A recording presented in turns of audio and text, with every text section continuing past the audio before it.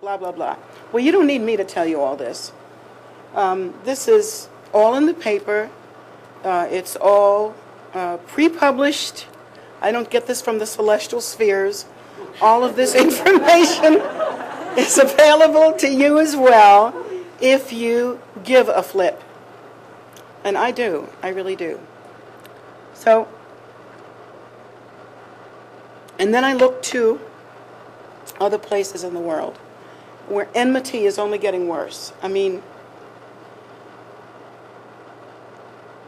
I look to Africa and look at what's happening in several of the countries in Africa, particularly, of course, the most well-known one, in Darfur, where there's is just extermination.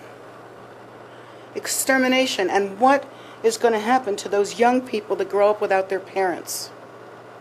That grow up having been beaten, robbed, raped, had parts of them cut off, been treated. How are they supposed to grow up and be decent people? Who's going to care for them? So when I step back and I really look at it, I get a real dark picture. And it makes me very sad. And it makes me realize that this is a time to step up in Dharma. I want to gently put forth an idea. I think that because the world is getting a lot darker, the ones of us that are committed to Dharma, that are committed to living a sacred life, I really believe we have to get a little more creative. We have to think out of the box a little more. We like to stay in this nice, tried and true conformist path. We think, we're such rebels. We're not the regular religion in America. We're Buddhist religion in America. But then within Buddhism, we're totally conformist. We stay right within the guidelines. To my way of thinking, ever since Buddhism became Mahayana Buddhism and then grew into Vajrayana Buddhism, there was an inherent teaching in that to show that Buddhism grows as the times grow.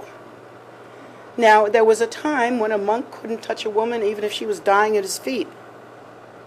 But that's no longer the case. If a monk sees a woman that is in need of help, he can pick her up, support her, get her to a doctor, give her some chicken soup, whatever she needs, to help her. And that is covered by the Mahayana view, which is the Bodhisattva's vow. So, and then nowadays there is Vajrayana, in which it is nearly impossible to live a life in which you do not harm others. Vajrayana comes in a time in which we ourselves are helping to pay for a war. I have tried to find ways out of paying for this war, offering my tax money to other areas instead. I'm willing to pay the taxes, I just don't want to pay it for war. Can't do that. So I'm accumulating this non-virtue, and so are you. Because 60% of what our government collects, as far as I understand, goes to war. So it's impossible not to hold that simply do not harm attitude and think that will suffice. We go down the street in our car, 100 gazillion miles an hour, which I know you do. You say you don't, but I know you do. I've seen you drive. And now it's cicada time. Cicada is the newest item on my dog's menu. One of my dogs brings them in. Poor thing's screaming. So it's very hard to just try to carry the straight and narrow and have that suffice for you. You may convince yourself, but I think we have to go a little further. Since the times are advancing, we have to advance, and we have to get creative. For some of us, that might look like taking on a greater practice responsibility. Like say, all right, you want to make a real commitment to the world. So let's say you're going to sign up for a prayer slot twice a week in which you dedicate everything that you do to the end of war, to the end of suffering, and you really like, yes, you do your practice and you're into your practice, but the dedication is a very important part of the practice. It's deep and it's profound and it's heartfelt, and that is a contribution. Why is it a contribution? Do your prayers go out and make magic in the celestial spheres? No. You change. That's the contribution. And when you dedicate merit, also that merit is there, and there is some benefit. It's like, kind of like money in the World Bank. No, man, that's a bad. Okay, money in a theoretical World Bank that actually works for everybody.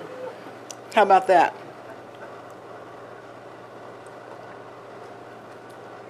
So, and then, of course, when you work collectively, and this is why we're so grateful for one another, no matter how much we gossip about each other, or how much we judge each other, we're so grateful for one another because we could not maintain this merit-producing machine of the 24-hour-a-day vigil for the sake of sentient beings if we didn't have all of us. I mean, it's a beautiful effort, and it's something that every Lama who's ever been here, including and especially, and most particularly, my own precious Lama, His Holiness, has said that this happens nowhere else. This is just a new thing. This is a thing we started. And this prayer vigil is an American way of, it's sort of like, like a droop chen, except we're not very droop, which is powerful. And it's not really a Wang Chen. So you call it sort of a, it's like a very strung out droop chen. A drippy droop chen. But it has the same idea of being a constant effort and a great effort. It is a great effort to have a 24-hour-a-day prayer vigil. Any of you that participate in it should be very proud. I mean, that is an accomplishment to participate in such a thing. And to have that opportunity to stop thinking of yourself and to benefit sentient beings. There's even a chair in there for you to do it on. I mean, you can just have at it. And it's something that, where else can you have that? It's just beautiful. The likelihood that we ourselves will dedicate 1 hour or 2 hours a week on a regular schedule without a prayer vigil to praying for the praying for the world. You may do it for a while, but you'll slack off. So this is an ongoing structural thing that we have developed as a new taste. It's American, but it's Dharma. There's no doubt we're doing Dharma practice and we're serving Dharma principles. So